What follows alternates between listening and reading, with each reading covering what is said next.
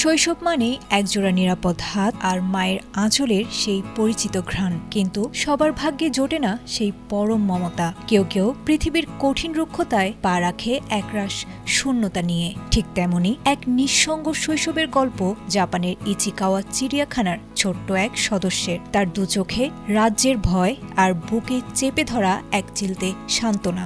সে জানে না মাতৃত্ব কি, কিন্তু জানে এই জগৎ সংসারে তাকে আগলে রাখার মতো রয়েছে কেবল একটি প্রাণহীন খেলনা।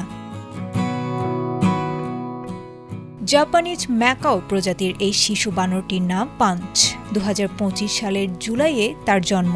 প্রচণ্ড দাবদাহ আর প্রথমবার মা হওয়ার ধকল সইতে না পেরে জন্মের পরপরই পাঞ্চকে ত্যাগ করেছিলেন তার মা। বন্য প্রাণীর কঠোর নিয়মে পাঞ্চ তখন একা। তবে তার একাকিত্ব দূর করতে এগিয়ে এসেছিলেন চিড়িয়াখানার কর্মীরা। তাকে দেয়া হয়েছিল একটি লম্বা লোমশ কমলা রঙের অরাঙ্গুটান পুতুল।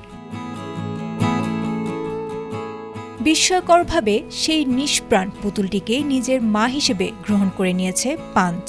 নাম রাখা হয়েছে ওরা মামা। খাওয়ার সময় হোক কিংবা ঘুমের গভীর আচ্ছন্নতা, পুতুলটিকে এক মুহূর্তের জন্য কাছছাড়া করে না সে। সম্প্রতি সামাজিক যোগাযোগ মাধ্যমে ভাইরাল হওয়া এক ভিডিওতে দেখা গেছে দলের অন্য বানরদের শাসনের মুখে ভয় পেয়ে পাঞ্চ দৌড়ে গিয়ে জাপটে ধরেছে তার সেই প্রিয় পুতুলটিকে, যেন ওই খেলনাটি তার সব বিপদের ঢাল। পাঞ্চের এই করুণ দৃশ্য দেখে বিশ্বজুড়ে তৈরি হয়েছে সমবেদনা। ভারতীয় গণমাধ্যম এনডিটিভির তথ্যমতে বিতর্কিত ইনফ্লুয়েন্সার অ্যান্ড্রু টেটের ভাই ট্রিস্টান টেট পাঞ্চকে কিনে নিতে $2,50,000 প্রস্তাবও দিয়েছিলেন। তবে আইনি জটিলতা এবং পাঞ্চের সামাজিকীকরণের কথা ভেবে কর্তৃপক্ষ ইতোমধ্যে নাকচ করে দিয়েছে সেই প্রস্তাব।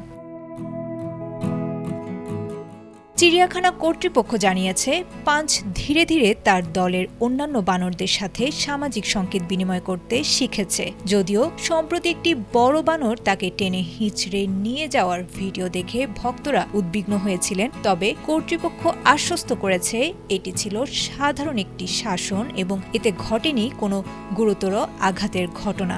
দর্শনার্থীদের উপচে পড়া ভিড় সামলাতে বর্তমানে সেখানে করা হয়েছে নো এন্ট্রি জোন। কোটি টাকার বিলাসিতা নয়, পাঞ্চ তার ওরা মামাকে সঙ্গী করেই শিখেছে জীবনের এক কঠিন পাঠ। আয়েশা আক্তার, এটিএন বাংলা।